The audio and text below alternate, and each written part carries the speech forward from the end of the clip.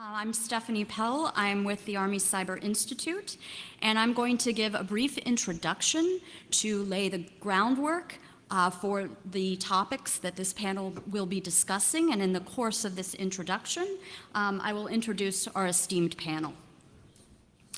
The prosecution of the current crypto wars and the attendant evolution of the going dark debate lead inevitably to a discussion of law enforcement hacking. That is, the extent to which the law should facilitate and regulate such hacking, and whether other policies and processes are or should be in place to mitigate potential cybersecurity problems resulting from law enforcement's increasing use of hacking as an investigative tool. To offer an extremely simplified explanation of the going dark debate, assuming there's no one in the room who isn't familiar with it, the going dark debate concerns how society and the technology industry should address the challenges law enforcement faces due to the increasing use of encryption and other cybersecurity technologies that, among other things, protect data in motion and data at rest, such that a provider of a communication service or a mobile device is not able to decrypt a user's data, and consequently, law enforcement cannot get access to this plain text data. Going dark challenges also include the use of anonymization technologies, which, by masking a user's location, generally masks his or her identity as well. Law enforcement hacking, that is, law enforcement's exploitation of vulnerabilities to deliver malware to computers and mobile devices to obtain data before it is encrypted or after it is decrypted, or to unmask a user's location, is one proposed solution to the challenges law enforcement faces from encryption and anonymization technologies. In a recent high-profile investigation known as the Playpen operation, the FBI deployed what they call a Network Investigative Technique, or NIT, which is the government's name for court-approved use of malware to exploit a vulnerability. In this case, a vulnerability that, among other things, when exploited, allowed law enforcement to identify the IP addresses of individuals who use Tor anonymization technology to visit a child pornography website located on the dark web. In the course of the litigation, Mozilla, the maker of the Firefox browser, filed a motion to compel the FBI to disclose this unknown vulnerability so that the company could determine if a patch for its Firefox browser would be necessary to protect Firefox users. Moreover, in 2015, the Tor project's adoption of automatic security updates means that most users of Tor are now far more likely to be running up-to-date software. This development will likely necessitate the exploitation of unknown or zero-day vulnerabilities for future operations targeting individuals who use Tor to hide on the dark web. In the FBI versus Apple case, which has been discussed quite a lot at this conference, when the FBI could not access the data on the work phone of one of the San Bernardino shooters, it ultimately hired a private third-party entity to deliver a tool that allowed the government to hack into the phone. The FBI's contract with the third-party entity for its services apparently did not provide the Bureau with access to or knowledge of the vulnerability itself, which, from a practical perspective, meant that the FBI had no ability and thus no obligation to disclose the vulnerability to an interagency process called the Vulnerability Equities Process, or VEP, a process that determines if and when the U.S. government should disclose previously unknown vulnerabilities to companies so they can be patched. Now, we can presume, of course, that law enforcement agencies are not the only ones that exploit vulnerabilities for purposes of delivering malware and ultimately penetrating a system. Indeed, recent news reports about a collection of security exploits for internet routers alleged to have been taken or stolen from the NSA and then disclosed by a group called the Shadow Brokers has raised a number of questions about the processes our intelligence community follows in evaluating whether they should exploit or disclose security vulnerabilities, particularly when they believe their tools may have been lost or stolen by a foreign intelligence service. At least according to news reports, one of the vulnerabilities disclosed by the shadow brokers had been lurking in Cisco's hardware since 2013. Cisco has stated that it was not aware of this vulnerability. Moreover, according to one expert who has analyzed the shadow broker exploits, another one of the flaws had been present in numerous Cisco products for over 14 years. Is it not fair to ask whether other foreign governments may have benefited from these previously undisclosed vulnerabilities as well? As hacking becomes a more common technique for law enforcement and presumably continues to be an important tool for the intelligence community, what are the government's obligations with respect to disclosure of previously unknown vulnerabilities to the companies responsible for those products? What kinds of considerations should inform questions regarding if and when to make such a disclosure? How does the current VEP balance the relevant equities at stake? What kinds of roles do or should government agencies play in facilitating the disclosure of previously unknown vulnerabilities? Do we have enough relevant data and information about the risks, effects, and consequences of both disclosure and non-disclosure of zero-day vulnerabilities used by U.S. government agencies, such that we can develop and eventually codify policy concerning if, when, and under what circumstances vulnerability disclosure should take place? Our distinguished panel will discuss and debate these and other questions. We're going to start off with 15 minutes of remarks from each panelist. First, Ari Schwartz, the Managing Director for Cybersecurity Services at Venable LLP, will begin giving us some background on the VEP, a process with which he became very familiar while he was a special assistant to President Obama and Senior Director for Cybersecurity Policy at the White House National Security Council.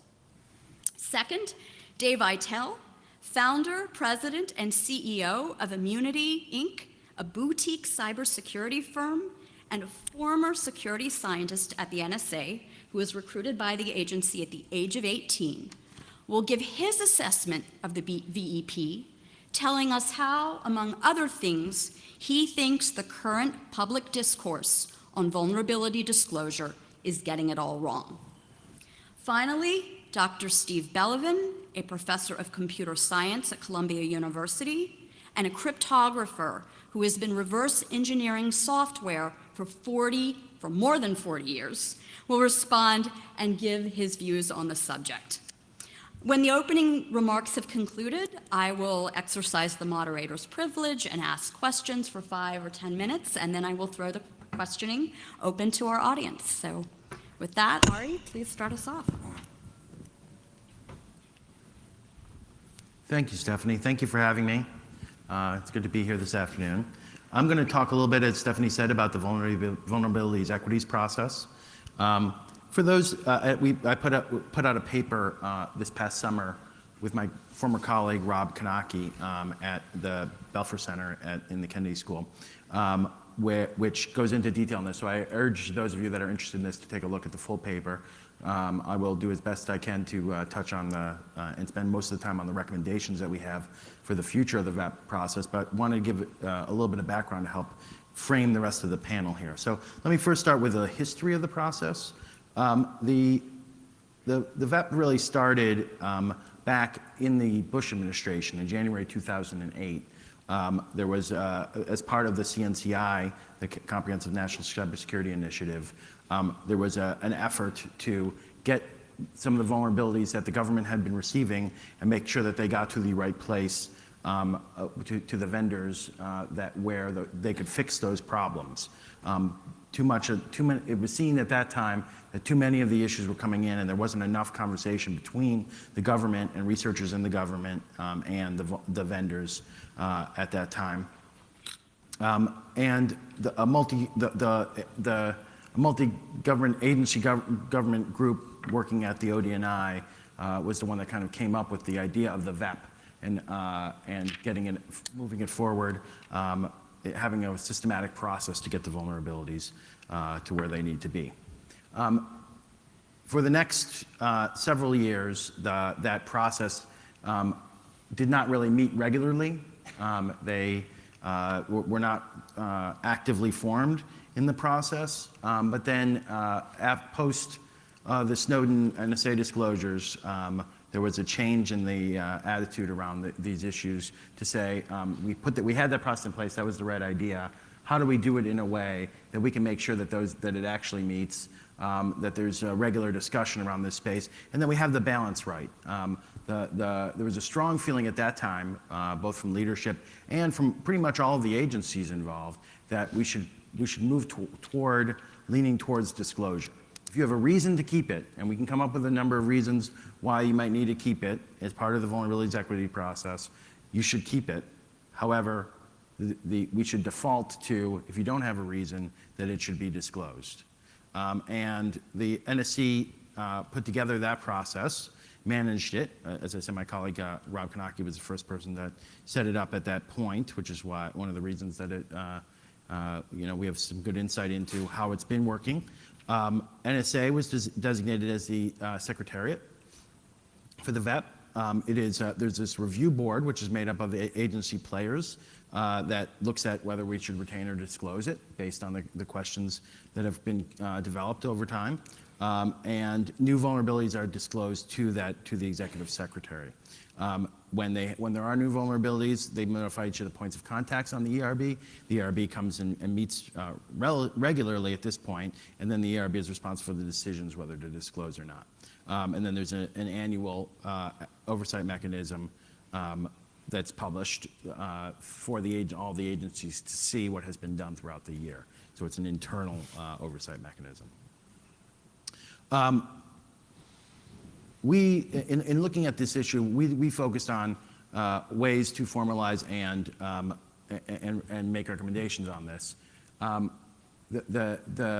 For those of you that know some of the history here, after the VEP was recreated, there was not a public announcement that it had happened. It only came out after the Heartbleed incident. And when the Heartbleed vulnerability was out there and there was some blame that was placed onto the US government, that the US government probably knew about this and didn't do anything about it. And in order to address that concern, Michael Daniel wrote a blog post that went into detail about how we go about making the decisions in this case. Did not know about about Heartbleed in advance. If we were to find a vulnerability at this point, this is the process that we would use, and that was the VEP. And asked really high-level questions about it that addressed a lot of the issues. At the same time, after that announcement was made, the Electronic Frontier Foundation, EFF, made a FOIA request to get the information about more information about the VEP.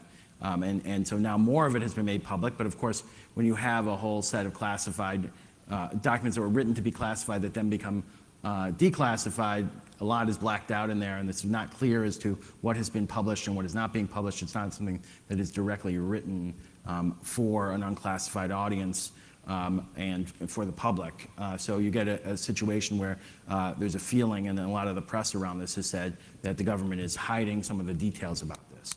And so Rob and I were really trying to analyze the process here, still get at that right balance of how do we know that the VEP is doing the job that it said that it was going to do, and get that balance right of keeping what they need to keep in order to do the missions of the agencies, but disclosing things to the vendors so that they can fix things or things that they do not need to keep.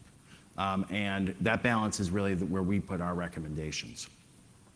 The first thing is to formalize the VEP, the first recommendation, to have some real backbone to it.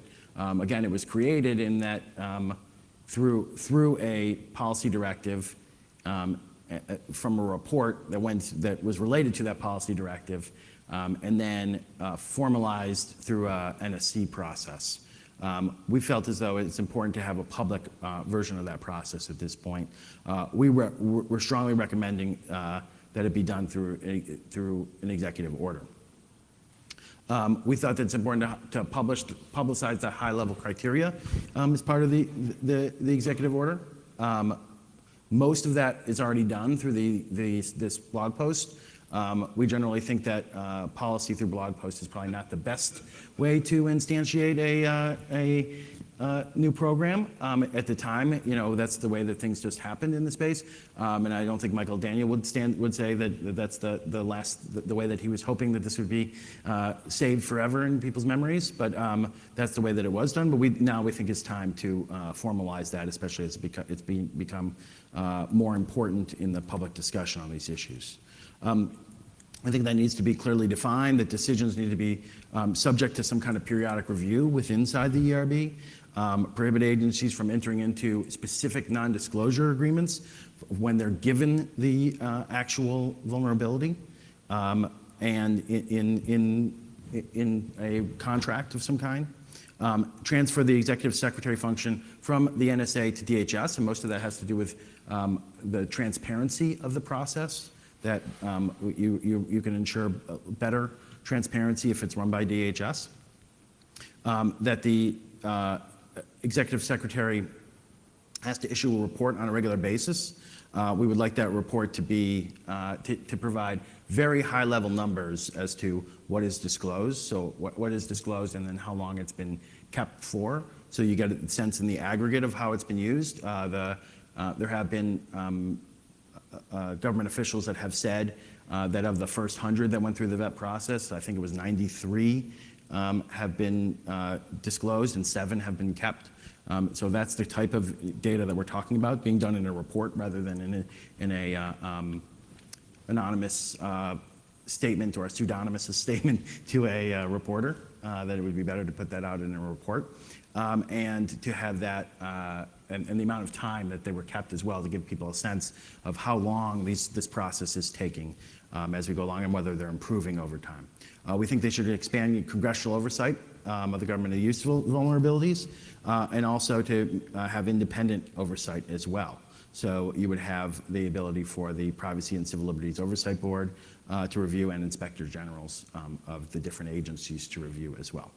And then we think that it's important at the same time to expand both funding for the offensive capabilities in this space, because you will see greater turnover of vulnerabilities as we start to go through them, so to make sure that we can stay up to speed. We see a more better offensive nature there, and also on the defensive side, that as they're taking in the vulnerabilities, that we know that we're patching at a better rate than we have in the past to make up for this, because you'd hopefully increase the patches as well, and hopefully increase the ability of other researchers disclosing to vendors at the same time, so that we can help to generally improve the environment around these in this way. And that's basically it. I hope that we can get to questions and go through in details, and I'll pass things on back to Stephanie or to David. Dave? And you can join the presentations. See? No, they got All to switch done. it over there. So Oh, okay. Can we switch to the next one? I screwed it up. Slightly less PowerPointy. Okay, so the vulnerability equities process, a PR sham that only hurts our interests. In general, terrible idea. I'm going to go over why these things are true, and I'm going to delve a little bit more into the technological. Obviously, I was not involved in creating the vulnerability equities process. I've spent 20 years in this industry, though, and I may or may not know things about it. As you just heard, there are many goals of the vulnerability equities process. I put check marks next to the ones that we kind of think may actually be true.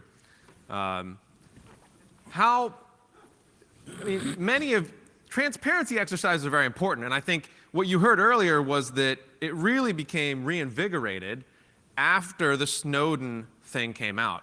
So this is a reaction, I would say a knee-jerk reaction, to a PR problem with many American software companies, especially Apple, Google, Microsoft, Cisco, partners that we've had in government for many years, which had a very bad reaction to the things they saw coming out of the Snowden papers.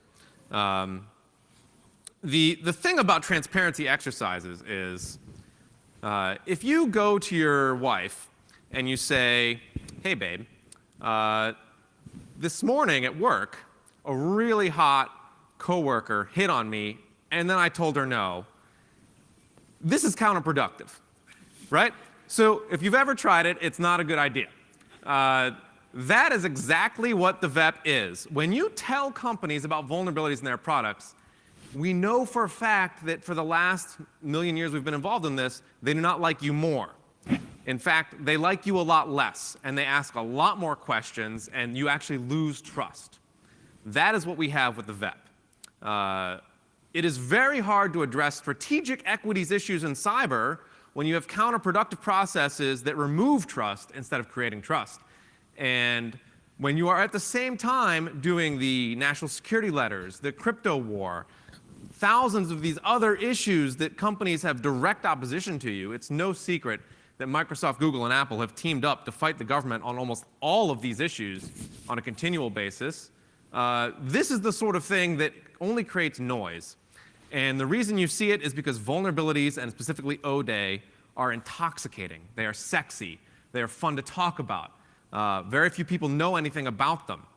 What you have is a situation where, in a world of great technical and operational security uncertainty, we've tried to cover it with a thin process that feeds lawyers. And I want to just very briefly talk about O-Day. O-Day and vulnerabilities are really complex. When we originally looked at materials and we talked about atoms, we did not realize that inside every atom is this huge other periodic table of, of very primary particles that even now that we are having trouble figuring out what a gluon really is, right? So I have this list here, or this little Prezi diagram. For something to be an O-Day, not only is it a vulnerability that you know exists, but it also is a vulnerability that you know nobody else knows about. It has to be, to make it work, when you're writing O-Day, and especially in the government context, you may find 7 or 8 vulnerabilities that you then put into one working exploit. And that exploit may not work in the wild as well as you think, at which point you're going to go back, collect more vulnerabilities, fix your exploit logic, and try again. The complexity of what makes a modern exploit is humongous. And so what I'm saying is, you do not know any of the questions that they claim to answer in the VEP about the technical capabilities of an exploit until you know it's useful for signals intelligence. Until it's been used and you can prove its usefulness, then you don't know it's even a real vulnerability that you should give to someone else. Does that make sense? So, okay, here's what I'm saying is, for me to know that it's something worth worrying about, I have to go make my opponent worry about it for a while. I have to go test it in the wild. Otherwise, it may be something that is never really out there. So we'll come back to that. What I'm trying to give into your heads is that not only purely on a technical level, the decisions the vulnerability equities process is claiming to make are insanely complex and deal with unbounded uncertainty on lots of dimensions. And I listed 3 of them. One of them is defensive operational risk. And this is, for me to tell you that we are very vulnerable to something is very complex. In what configurations does that vulnerability exist? Do we have it out there in the wild? Is it something we can fix? Is it something we have mitigating factors that cover against? These are really hard questions. What is the business value of the assets that are under risk? If you just work for companies, you will find that this is a very difficult question to answer that they struggle a lot with when prioritizing where to put their defensive budget. The technical understanding of the issues involved, and I just purely mean the vulnerabilities and the technical issues, whether or not they relate to other things in your environment, all those very complex. The offensive operational opportunity, that alone is something that is unbounded. If you had told me a month ago that Russia was going to be our top priority from a signals intelligence perspective, we better bone up on FreeBSD, old FreeBSD locals, and a lot of stuff in Nginx, which is the web server that they've developed and used, then we would say, look, that's a lot of money. I don't think we're going to go there right now. But today, you really want it. Your operational opportunity costs are huge, and you don't know them ahead of time. So any one of these, to delve in for any exploit that I've written, any one of these issues would take man-months, humongous amounts of time to look at in a thorough way where you could be certain that you are making the right decision.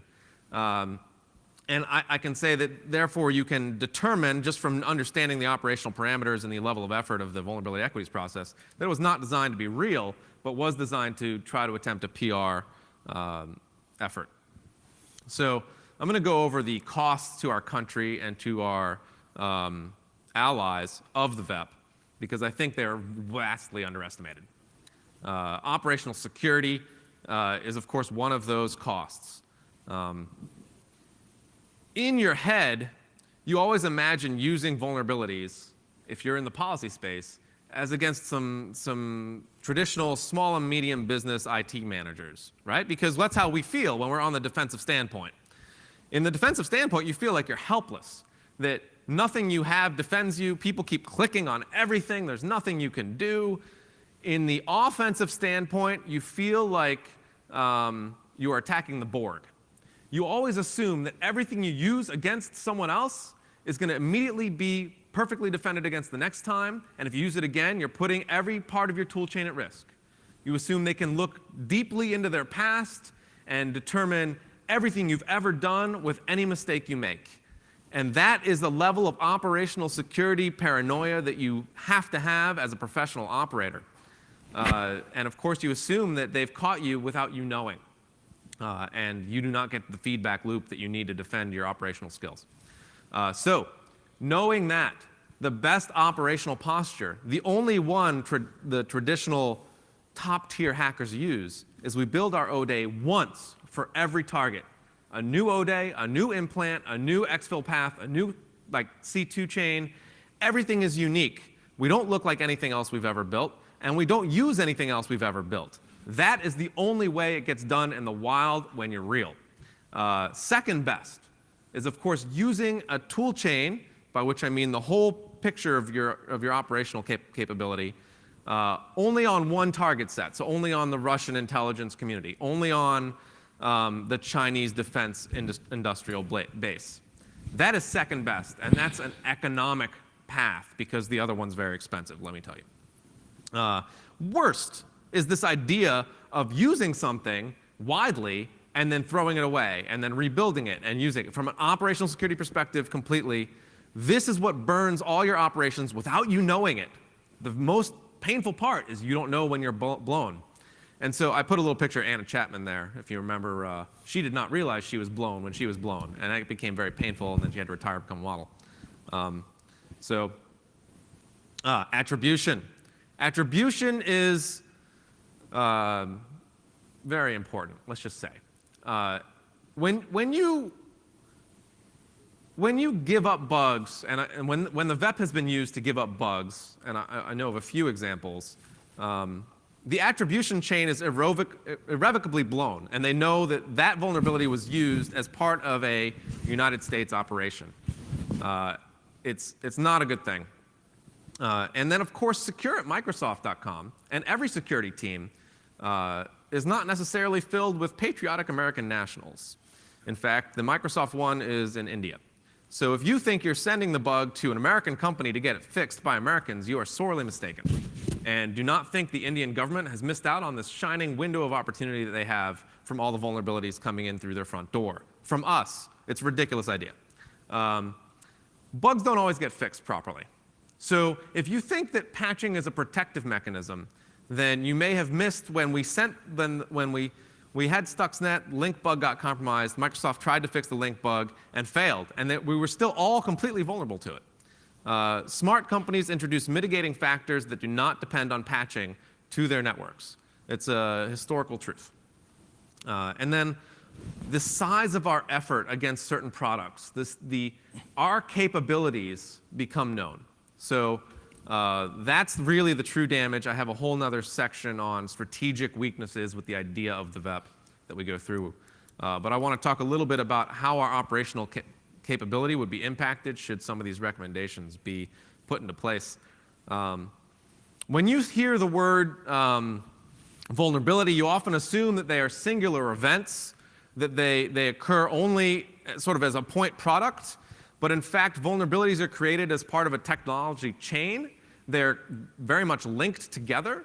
They are things that you find one, then the next one's much easier to find, then the next one's much easier than that even. So you are building a capacity as you sort of do this. And so they're very much not commodities. You know, the thing about vulnerabilities is that even determining what a vulnerability is can be very complex. So attack surfaces. If I was to tell you, look, the memory manager of Android has a lot of vulnerabilities when it handles multiple threads that are run concurrently with a system called ptrace, right? Like, I'm just making that one up. But that's an attack surface. Then you could start focusing on that. Exposure of the attack surface can sometimes be more damaging to our overall strategic efforts than exposure of any one bug. And it's very hard to say that a smart person won't determine what attack surfaces you're looking at from looking at particular bugs that you feed them over time, which is the exact problem that Turing had to work during World War II. Exploitation techniques. The fact that you know you can exploit a particular vulnerability and that it is exploitable may be something that other people don't know. If I was to tell you we can break SSL in the following configuration, you could then go and backtrace and figure out what kind of math we've developed and where those weaknesses are. Same thing's true for bug classes. A bug class would be something like format strings, buffer overflows, cross-site scripting, use after free. They all have sort of weird names. Knowing that a new bug class is prevalent and exploitable and very useful is priceless intelligence to our competing forces. And I will point out very clearly here that no one has ever asked for a math equities process. No one has ever gone to the NSA and said, you know what, you guys know a lot of cool math that we don't know. This is the obvious example of how much of a sham this whole process is, because if you think that the math is less important than the vulnerabilities, then you're clearly missing out on how national security works. We don't have she started off this conversation by saying, what are the obligations of the United States government when it comes to our security vendors or our software vendors? The answer is none. We have no obligations to them. We have a national interest in making sure that the commerce of the world is secure and that United States businesses can conduct that commerce in a secure fashion. We do not have an obligation to do QA for some of the richest companies on earth. That is not a thing. And the other very clear flag that this is a sham is that no one ever asked what the overlap of the bugs we find and the bugs our adversaries find is. You never heard that question asked. It's as if it wasn't relevant to securing ourselves. But if you think about the problem, without that overlap, without understanding what level of that overlap is acceptable, you don't know if you're protecting yourself at all by releasing vulnerabilities. So it is if you've been in operations for a long time, as many of us have, it is really difficult to project the future technology used by your target sets. A useless bug today is a very useful bug tomorrow. You also don't know the level of painful exposure that you might have later. You don't know if all of a sudden your adversaries will wise up or Microsoft will patch you out these are very expensive events. Maybe Hal Martin releasing all your tools, or maybe just someone wising up. All of a sudden, you can lose capability very fast. And so what I'm arguing for here is the fact that we actually do need the largest head start on our adversaries as possible. We need a massive 10-year-long capacity gap between us and our nearest adversary, if at all possible. And part of that is because we need to help pull up our friends in NATO and many of our partners with their operational capacity as well. And we need to do all this without trying to make everything as expensive as possible. I hope no one is looking to spend another $10 billion on exploit development. But the last recommendation he has, where we increase budget, you have to ask how much. Because the things he recommends in the paper would increase your budget insane amounts of, like, orders of magnitude more than they already are, and they have been very high for a long time. So this is a comic that turns out the words are a little hard to read. But nonetheless, it's just an example of, the processes that you go through to determine these questions are very expensive. And from an engineer's perspective, it's very hard to recruit people who will then do all this work and then give it to Microsoft. That's what Microsoft is for. So, underinvestment. When you do, this is a very subtle point, because there are also indirect consequences to the vulnerability equities process as a policy. And they are also bad. I wrote horrible, but we'll just stick with bad.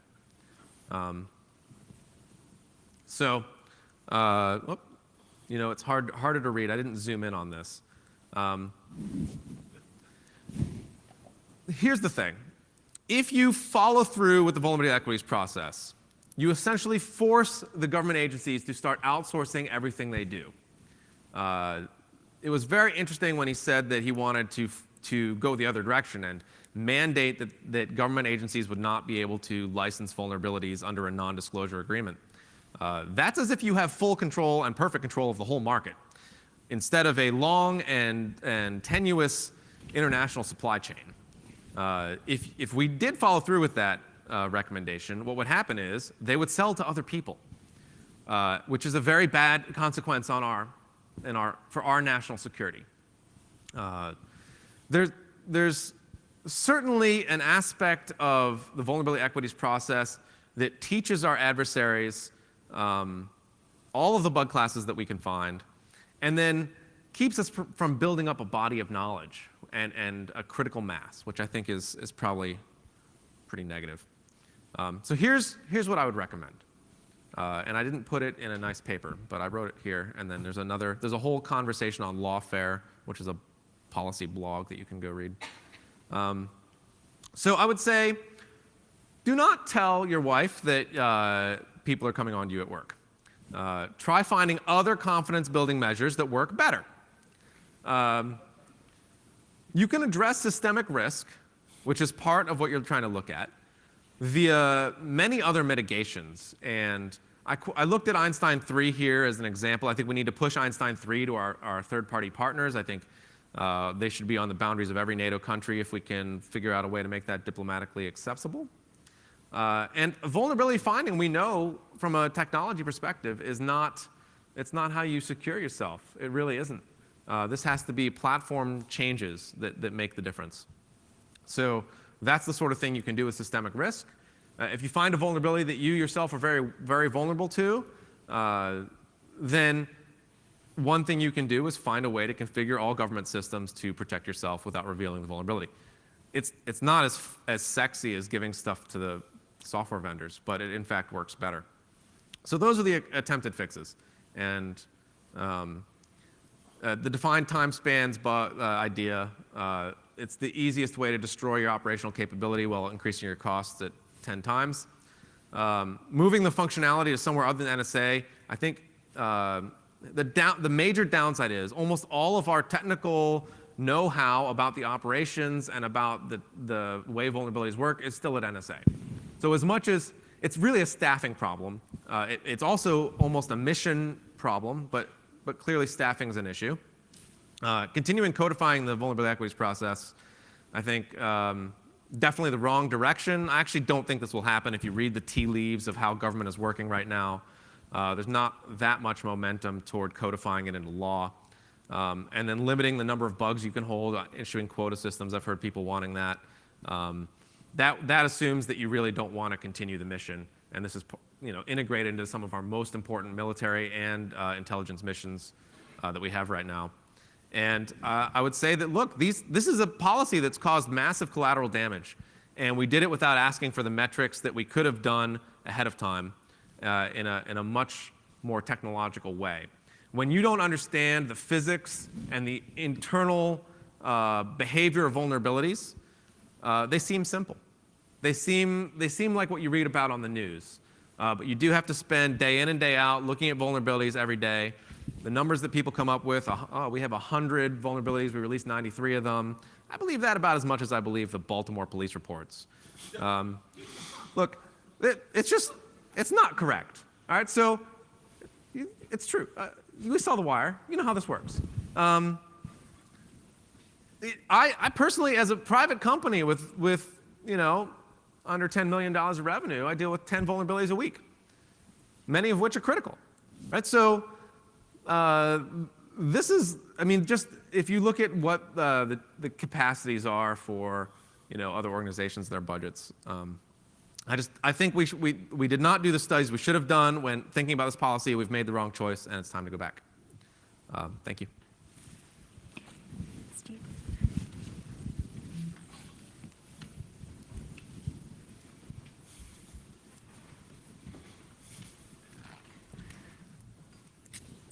So I guess I get to be here to say that, no, not quite. A lot of what he said is correct, but not all. And intelligence certainly matters. The ability of, say, the US intelligence community to function is important. I've written elsewhere that spying will go away sometime well after a sustained outbreak of world peace. I do not expect, it's clear that I'm not going to live to see that, and I don't think it's in the foreseeable future. It doesn't seem to be in the cards. But defense matters too, and the purpose of an intelligence community, the purpose of Cyber Command with its offensive mission is to protect the country. And there's more than one way to achieve that protection, and the VEP, for all its flaws, is a part of that, and you can't ignore it. It's great to harden systems. Stephanie said I've done reverse engineering almost 50 years ago. When I was in high school, I wanted to learn how the operating system works, so I wrote my own disassembler. Yes, that system was a lot simpler than the ones we have today. I found my share of security flaws, and there's nothing more fun than finding a new attack, but my heart is really in defense.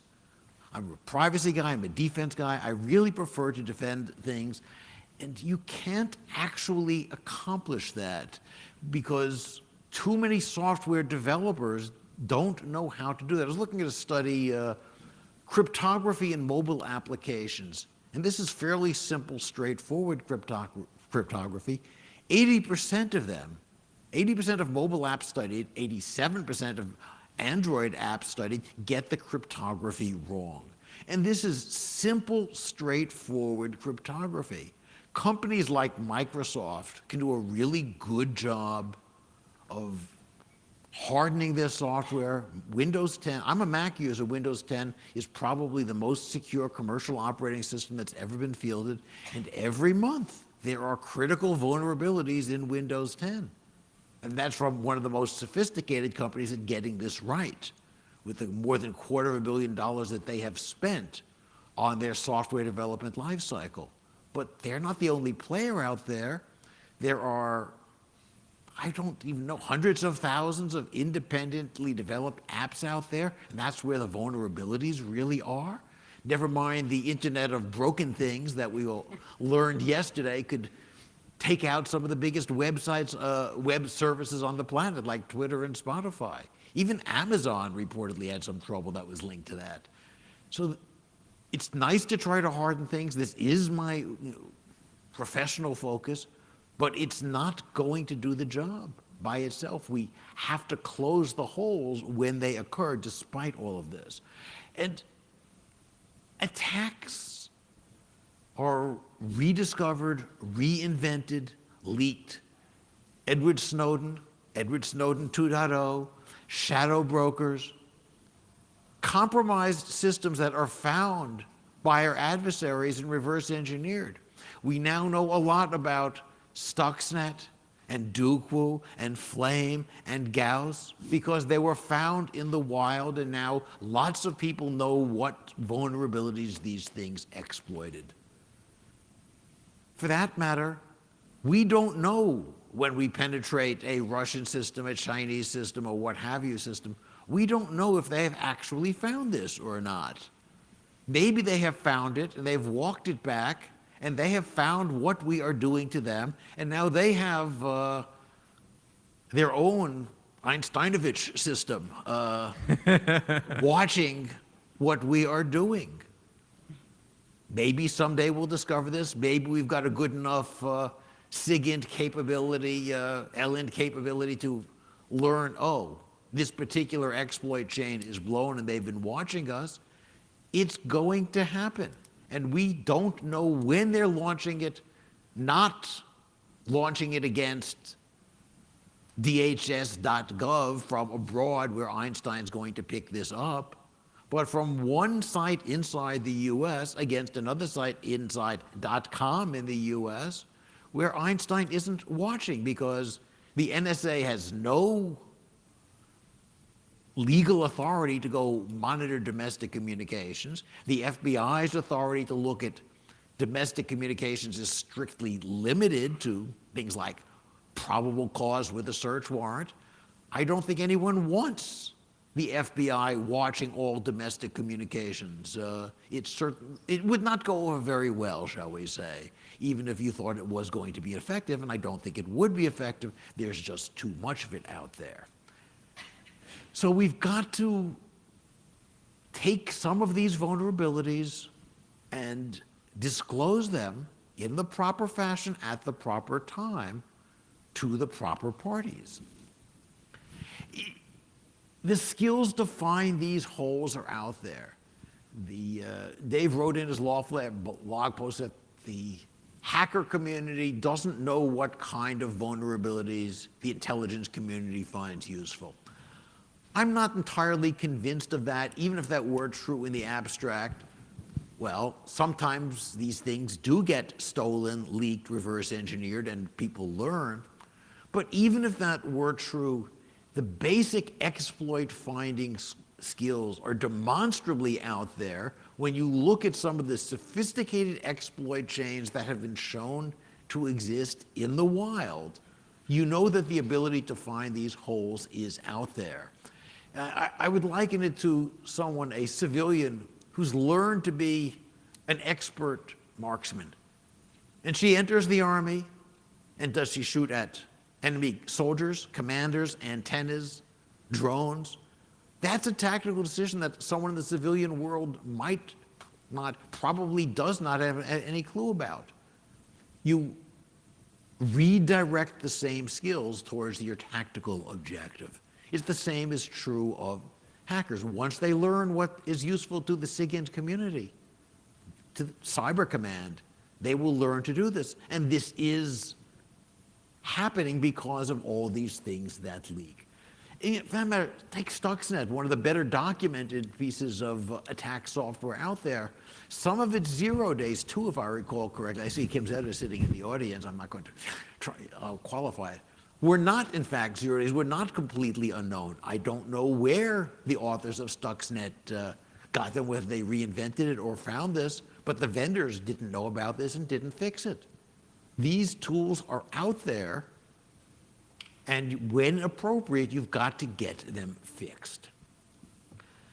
So you've got to find a balance. I am not saying that immediately disclose all vulnerabilities, though even when something's out there, studies have shown it takes about 11 months for a patch actually to get out there in the wild. And some things are not particularly patchable. Most of these Internet of Broken Things pieces of software are never going to be patched for quite a variety of reasons. The exploit, of course, is to gain access. A lot of the payload Here is a router. I want to monitor the traffic that's going through it. The payload is not the same as the exploit. The payload does not need to be, should not be disclosed. You find one way into the router, fine. You find another way into the router, also fine. You can use most of the same payload. And again, the bad guys know this. They have loader-dropper architectures for planting their malware. So this is well understood technology. There are certainly some exploits that are uniquely valuable. You don't disclose them. And we even see the analog in criminal law. The wiretap law says that after a certain period of time, the fact of the wiretap has to, by law, be disclosed to the target. And you know what? The law also says, for good cause, the judge can extend the secrecy order. So we already know how to do this. We already have a process for keeping certain things secret for longer than the normal period of time. If there's a good reason to keep something secret for longer, then you do so. The VEP says we balance these things. We look at how useful it is to the US. We look at what the risks are to the US from not disclosing it. We look at other measures, Einstein or other monitoring techniques to see, is this being used against us by our adversaries? How hard was it to discover this? What are the odds that somebody else is going to find it? But we don't really know the details of how this works in practice, and that's a problem. We don't know whether or not the VEP is actually fulfilling its purpose, which is to make the systems more secure. So that is where we really need to focus. Is this working well? And if it's not working as well as it should, how do we fix this? Thank you. So my colleagues at the ACI can no longer accuse me of putting together panels where everyone agrees. And in the spirit of disagreement, what I'd like to do is give, for a few minutes, each of our panelists an opportunity to respond to each other. So Ari, if you'd like to start. So I will say, as usual, I strongly agree with Steve. So I can't remember a time I've been on a panel where I've had to disagree with Steve. And that probably shows that I... Well, I'll have to disagree with you slightly on There you one point. PCLOB can't do it. By law, its scope is limited to counterterrorism, and that's not... There are many other targets of, for SIGINT, vulnerabilities and so on, and PCLOB by law can't look at that. And just in case anyone doesn't know the acronym PCLOB, the Privacy and Civil Liberties Oversight Board. We'll put that aside for now, because there's ways around that, but we'll put that aside. Dave, however, I mean, I strongly agree with Steve's point on that. If you care about if you only care about offense, if offense is literally the only thing that's important, Dave's right? However, if defense matters at all, even a little bit, Dave's wrong, period. That's the calculus, right? If you care about defense, right, how do we go about making sure defense works? Because defense has not been working that well, right? And if we want defense to get better, we need to start acting like that. Number two, the business community is not married to the government, right? The government is the companies are not the wife of the government, right? So making them mad at you doesn't matter. Doing what is ethically the right thing to do is the government's responsibility in this case. And the US government in particular needs to set a model of that for the rest of the world. We are held to a higher standard, and we like being held to a higher standard, as President Obama said, right? That's the way we want it. So therefore, we must sometimes do things that make things a little bit difficult. They might be mad at us for a little bit. That's the way it is. Sorry. They're not our wives. Number two, he didn't work in the government during the VEP creation, during the recreation of the VEP. He doesn't know that it caused massive collateral damage.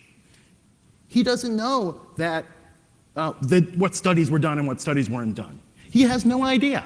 But yet he states this plainly as though that's the fact. Why is that? Because offense is way, way, way, way more important than defense. In fact, defense doesn't matter at all, right? And if that's the case, you're going to find the holes, and you're going to say these things even though they're not possibly true. Okay? Lastly, the thing that makes me the most upset in this particular case, you can tell I'm getting worked up. He says that it's the VEP is a PR sham, right? When was the VEP created? The VEP was created during the Bush administration, CNCI. Why did they think it was a good idea? Because they wanted it to be a PR sham? No, it was completely classified at the time. After Snowden, the VEP was recreated. Was it released in a big fanfare? Was there a big party that was held? Did the president mention it during his PPD 29 speech that he gave at the Justice Department in January? No, it didn't come up at all. The time it came up was after Heartbleed, when the mainstream media started going around saying that the government knew about Heartbleed before it happened. And there was a feeling that that had to be debunked. Our credibility was already being taken down because of Snowden. We had to be able to make this step and show that we were better than that. And that was the reason that the VEP was made public. It had nothing to do. It would have stayed behind the scenes completely forever had that not happened. Now, are there benefits from it being public? I think there are. That's why I wrote this paper, right? I think that there are benefits. I think, and the lack of trust that has sort of cycled us down here demonstrates that we need to do that. The fact that companies don't patch, or that their patches don't work, right? That doesn't mean you give up on defense, right? You have to still continue to work with the companies to get them to do it. Sometimes they don't patch them, right? You give it to them, they don't patch it. How has that hurt us more than if we had tried to work with them and come up with a patch ourselves and get it out there, if we thought there was something that was really going to be something that was going to hurt folks around the world. We have to be able to work with the companies and try and work with the companies and get them to do what is the right thing to do if we can do it. So with that, I'll stop. All right.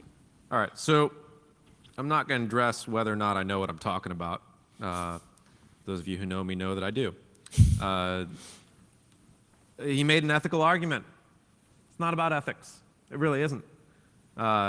This is an argument whether or not that we are acting in the best interest of the United States in maintaining what I like to think of as a hegemony, a beneficial one, along with our allies and partners. The obvious reason to disclose a vulnerability from a defensive standpoint is when it has become a clear and present danger. And that's really the only time you should do it. That is not leaning toward disclosure, as Michael Daniels would put it. That is acknowledging that you have a severe risk that you are going to directly mitigate, which is a much more reasonable posture and is not the posture as currently disclosed. It's very interesting because he asked this question of, what are the odds that someone else will find it? So in this case, talking about vulnerabilities. I will say that that's the kind of question that you should answer before you concoct something like this. Because if the odds are really low, that changes your decision-making capability in the space. So the fact that we don't have a publicized answer to that question tells me a lot about the nature of what I will still contend is a pure PR sham. And it's not a PR sham to the American people. It has nothing to do with the American people. This is something that is directly sent to the industry that was mad at us, in this case, Cisco, Microsoft, Google, and the like. And vulnerabilities is really such a very small lever to move security. Obviously, defense matters, and that's why the IAD and SIGINT institutions are merging within the NSA, because they are one and the same at a certain level. They're two sides of the same coin, as Brian Snow would say. The downside, though, is vulnerabilities and releasing vulnerabilities gives you a very, very tiny hold on the problem. It's not something that you can use to change your defensive posture. What you can use is education. So at some point when I work for a security consulting company, so when we do security consulting, we don't think of it as, oh, we're going to find all the vulnerabilities and therefore you'll be safer. We think of it as, this is an educational opportunity for you to learn about the types of vulnerabilities you are most at risk for so that you can fix them at the root cause, whatever that is. That is how you communicate with a industry partner, be they a customer or a partner from government or anything else. Because if I went to Microsoft right now and said, hey, here's 100 vulnerabilities, they'd say, great, we will add that to our giant pile of internally discovered thousands of vulnerabilities that we kind of are already kind of working through as fast as we can. So that's just one of the many reasons vulnerabilities are not where you move the lever on this issue of defense. So I'm not coming out and arguing that defense is not important. I think defense is very important. I think the vulnerabilities we find as part of government, as part of extremely expensive offensive investigations, are important for offense. They are not how you help defense. He mentioned we don't have the authorities to install, actually I think it was you who said it, we don't have the authorities to install Einstein 3 within the United States. That to me sounds like where we need to be focusing. Maybe we need to find a way for government to help industries without releasing the vulnerabilities and other information we know, the indicators of compromise, to those industries. And we've suggested things like a government-run cloud platform that is instrumented so that we can protect other industries and agencies from malware without releasing our indicators of compromise. That's the sort of activity, large-scale, strategic, White House-level capacity that you need to build from an equities perspective to give you something to do that does not do nothing. What we have here is something that cannot be effective, was never really meant to be effective, in fact, hurts us operationally much more than was projected, and I think is even understood at high levels, and should be stopped. And I'll stop too. Yeah, I don't really have much to respond. I will. I do think that trying to sell the American public on the notion that there should be more explicit monitoring. People already think that the NSA and/or the FBI and/or some strange, little green men or whatever are monitoring all their communications now, even when it is demonstrably not true and not legal and there's no evidence for it. Trying to say, well, yeah, I know you think we're doing that, but let's really do it. This is a complete and total non-starter politically, legally, and I suspect ethically and morally. And the Einstein 3 signatures are classified, at least some of them, so you can't easily do it in other ways. So you've got to be very, very careful. Might it be effective? I'm not even convinced of that, but it certainly is an extremely difficult and probably unwise path to go on. I mean, the entire security, sorry, not to cut in there, but the entire security community is moving further and further away from signature-based solutions, and yet that's the solution that you're proposing. So, I mean, not to say that it's not needed at all, and I think it is, and I work to help to build Einstein and make it work within the government and the critical infrastructure program that is in place that people are using, right? But it's just not the whole solution. It's a small part of the solution and becoming a smaller and smaller piece of the solution.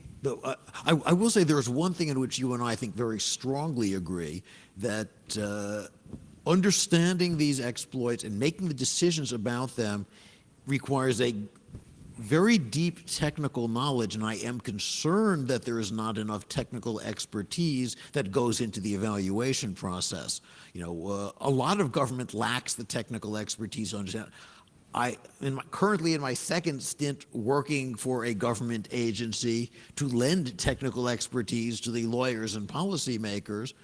I hasten to add that what I'm saying today is strictly my own opinions and has no relation to any government agencies, past, present, future, hypothetical, or real. But we do need a lot more technical expertise that goes into the decision process, because it's not just something where you can put it into a spreadsheet and look at the dollars, euros, pounds, rubles, what have you. You don't understand this at just that level. You do need the technical understanding, and I think we can very strongly agree on that part. And also from the operational side. From the operational side too, although I hesitate to let only the NSA supply that expertise, because they are a biased party in the discussion. Well, that was another thing that where I disagree with Dave too, where he was saying that if you move the function out of NSA, no one's talking about NSA not being involved in the function, right? The question is just whether they should be the executive secretary. That's literally the title. Should NSA be the executive secretary? And what does that mean? that doesn't mean that you take the expertise out, right? And that you don't have those people participate. Yeah, So I want to just make that. Recent amendments to FISA, the Foreign Intelligence Surveillance Act, call it public advocate to the other side, an analog, though I don't want to go too far down the implications of the Catholic Church's sainted process, where you have the literally devil's advocate, the advocate for the other side. I think that would be a good input into the VEP. Say, okay, here's what I think the public interest demands, not just Cyber Command, SIGINT, what have you. IAD is one voice for that, but of course, as the more that IAD gets merged with the SIGINT function, the more difficult that becomes, and even IAD is not viewed with as an unmixed benefit by the public at large, who don't know what it actually does. So I'm going to ask the panel one question, and then we'll open it up to the audience.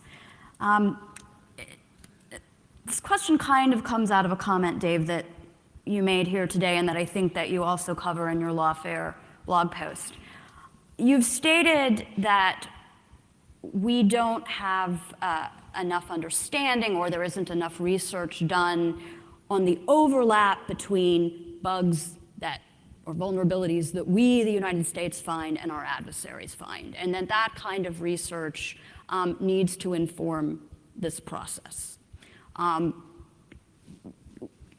So general question to all of you is, do we need that kind of research? And to Dave, if all of a sudden there was research indicating that there was rediscovery by our adversaries on a semi-regular basis, how would that change your view, if at all? No one's denying that no one's saying there's no rediscovery. People are saying that we don't know what the percentage is, but we also don't know what the policy percentage is for how much we're willing to bear. So those are two very important questions that have never been asked and should have been asked long before we started this. I think that when we did an informal Twitter survey, you'll hear anyone who has technical expertise writing vulnerabilities or using vulnerabilities says that it's actually fairly rare. Not non-existent, but pretty rare. That's an indicator to me. If I look at what Project Zero does versus what IBM X-Force does, if they're overlapping very little, I'm going to say that we probably overlap very little with what the Chinese do. And you see that operationally. The Chinese get caught using word vulnerabilities that are very unique to them and their style. That's how we can determine the style of an adversary organization. I would say that determining that overlap is very hard work. Tracking vulnerabilities and really understanding them at that level is not something you do in a simple spreadsheet with a whim. This is a long-term, multi-year engagement with trained data scientists who also understand vulnerabilities, and that never happened. So that's how I get the feeling for this, unless he's contending that it did happen and he has the numbers right I will here. say two things to that ability. That's a great idea for research. I think someone should be doing that. Number two, Dave has no idea what research has been done. Period. That's all I'll say. Dan Geer has phrased what you said slightly differently. The question is whether useful vulnerabilities are sparse or dense. And what you are saying is that they are locally dense, but there are many different clusters. I'll say there's a density function, and we do not know what the density function is and what the parameters are that go into the density function.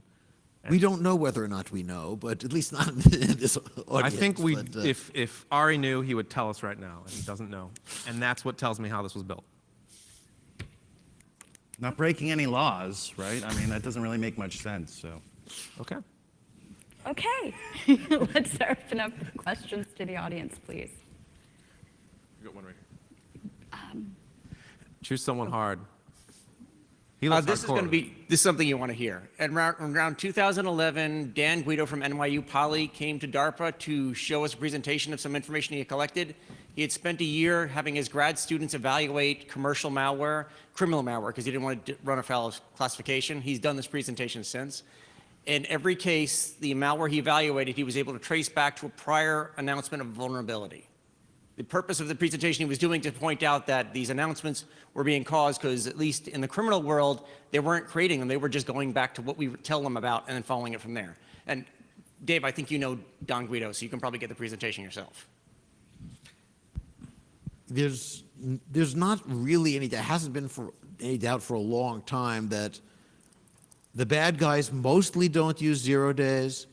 They happily reverse patches that come out from Microsoft, Apple, what have you, and then start exploiting it because people don't patch their systems. And in fact, there's an inverse correlation between the size of an organization and when it installs patches. And that's not good, and we have to, an important research question is how can we get these patches out there sooner, more quickly, and hope that the patch doesn't break something else in the process. Many examples of vendor patches bricking systems. So it's a very serious problem, but the alternative is often to leave it unpatched. There was one day some years ago where we almost lost the internet because a large class of very serious vulnerabilities in all major routers was found, and the big ISPs had to push out patches coordinated with almost no time for their regular routine testing. We are very lucky we did not lose the internet that day, or a large chunk of it, from some of those patches being buggy. So yeah, how to handle patching is a serious and unsolved problem in one of my research areas. If there are classes of bad guys who mostly don't use O-days and simply get their information from patches, doesn't that make an argument not to send more information down the pipeline to Microsoft so that they can generate more patches? Microsoft is releasing these patches frequently anyway. In fact, they're moving faster. Windows 10 pushes patches out to consumers, period, without asking. And it frankly scares me a little bit given the non-zero brick rate, but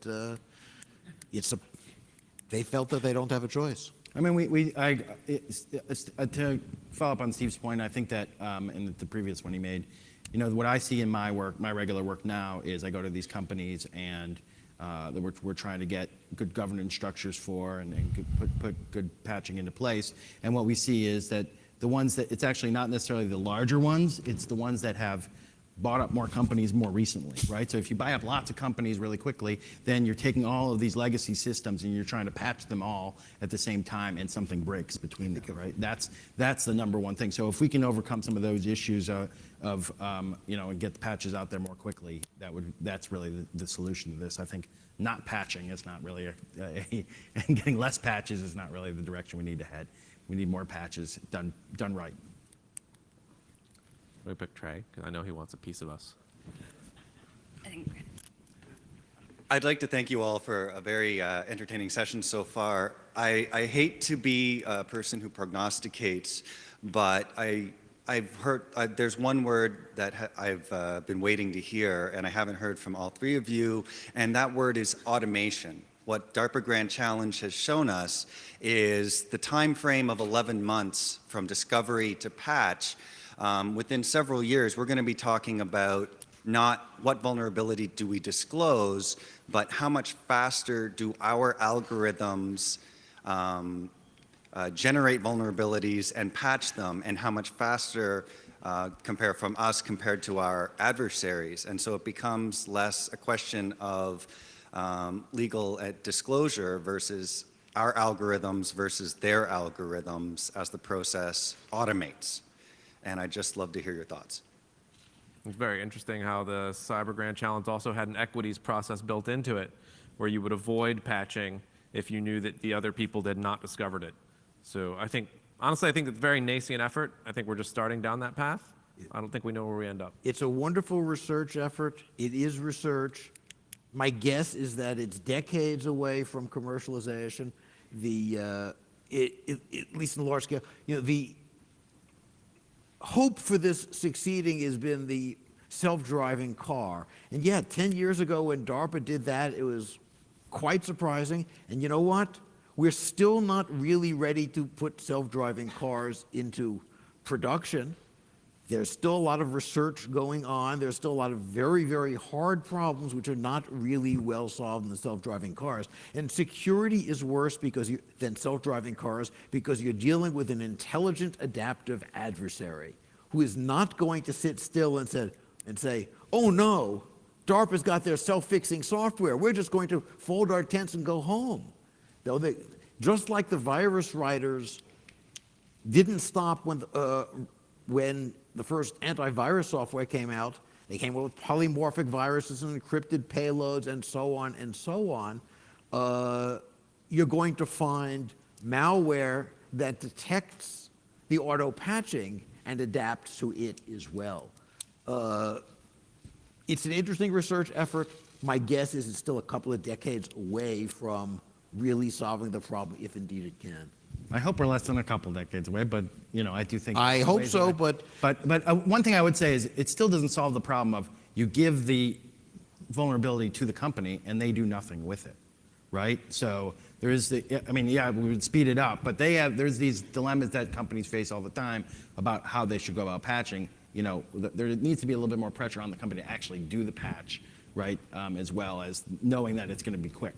I think his point is that the system will fix itself. Yeah, I'll skip my timeline, but my general rule for something that involves a major change like this is just engineering and deployment takes 15 years.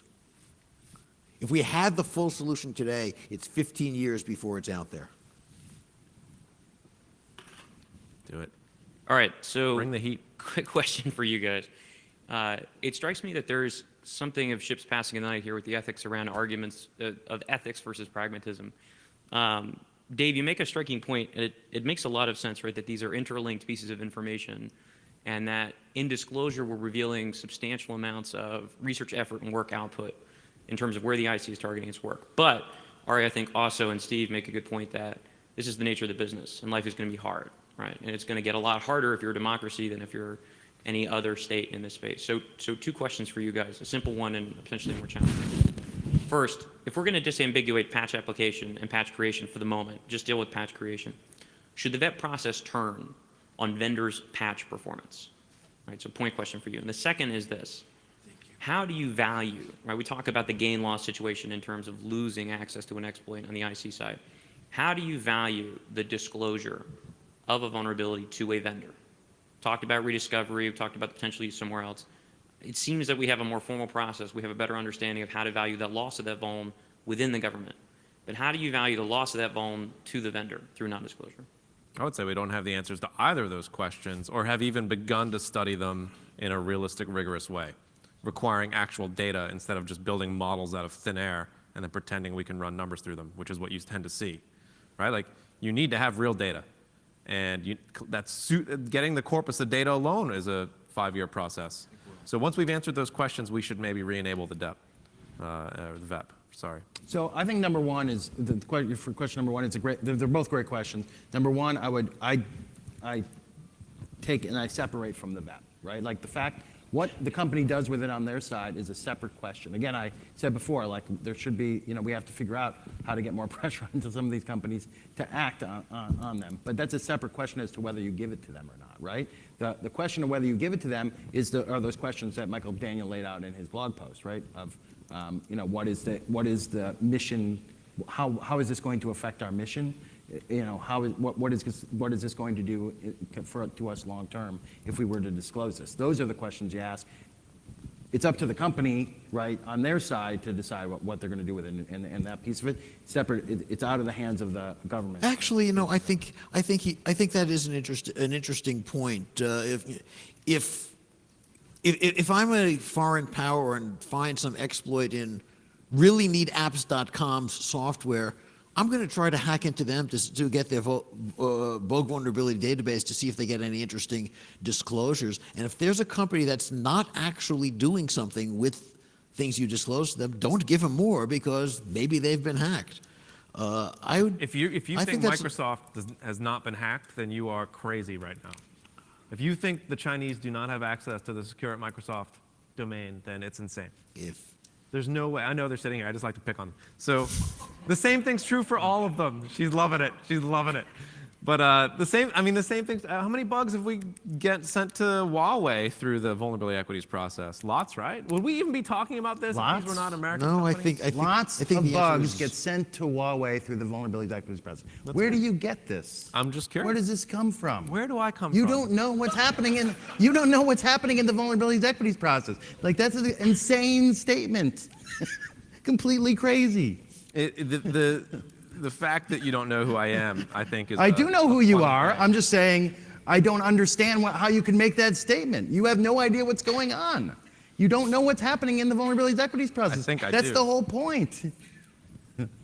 I think understanding vulnerabilities is the first step to understanding vulnerability equities process. Let's put it that way. And on that note, I've been told by organizers in the back that we have to stop. I'm sorry, Katie. I really am. You can, if Colonel Hall wants to give me one more question. Give her a there we go. question. All right, let's let Katie ask a question. And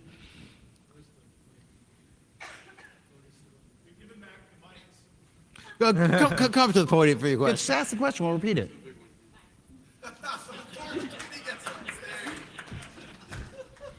Okay, first of all, do you know who I am? No. All right, so this is probably appropriate because I was going to pontificate and not apologize for it at all. So there were so many areas where I was trying to live tweet this Fight Club situation that was happening over here, but I couldn't keep up with it. But I mean, I think so. A couple of things I just wanted to point out. I think everyone's agreeing with Dave in that you need much higher degree of deep technical knowledge in order to adequately make any of these assessments, right? So that's one. But I mean, absolutely, there are some. I mean, you're super entertaining, Dave, which is what makes you believable in all of these things that you say, and yet. I got to call shenanigans on a couple of the things, like the fact that the MSRC is not actually in India. That's not true. So, certain things that are kind of being tossed out here, and that's just one example, interwoven with some very, very astute points. I'm worried about the fact that we're muddying this too much. And the thing about it is that, if there were a question for you guys, it's, how do we kind of get to a place where the publicly verifiable facts of this situation can be assessed? And to your lovely dig at my modeling research, which actually looks at the overlap of bug collisions and the rediscoverability of bugs. Thank you so much for that. But the point of the matter is, if you don't have publicly accessible, verifiable little bits of these facts, then you have a problem, and by definition, the rediscovery issue is one that's going to have data that is only accessible to the internal organizations and internal teams, and so that is very difficult to put out forward. So anyway, my question for you guys is, how do we get to a place where we have enough publicly verifiable resources and definitions and locations of security response teams, for example, and all of that stuff, such that the nuggets of truth that you do have in there can come through and we can come up with the solutions? That's the question. My answer to that is there are a fair number of oversight agencies within the government that regularly audit other processes. I don't know which is best for this, but if you ask me to say, pick something, I'd say, use one of those as the model. Take something like the GAO, which is generally regarded as nonpartisan and competent, have them look at it. Maybe it's PCLOB with an amendment to the law. Maybe it's an inspector general. Maybe it's, I don't know, but that would be the model I would use because it is going to be highly classified. You can't disclose some of this data. So yeah, that was the point of our paper too. Where, we said very clearly you need to have oversight because a lot of this stuff is going to have to remain classified, and you're not going to be able to separate it out and make the entire thing transparent. So you got to have enough transparency and enough of our working democratic oversight mechanisms that people feel comfortable with it. That's the goal, right? Not to make information widely available about our offensive capabilities. That wasn't a dig at your research, but there is a lack of the ability to make valid decisions based on data because we do not have the data. And I think putting process in place before you've made a study on the data is very odd. I think all I mean, I think as Katie said, and I didn't say this before, and I'll say it again. More data and more technical knowledge would be a great thing for the vet. Absolutely, 100% agree with that. We have a conference in Miami you should come to where you can learn all about vulnerability. Okay, on that note, we've got to go. Let's thank our panelists.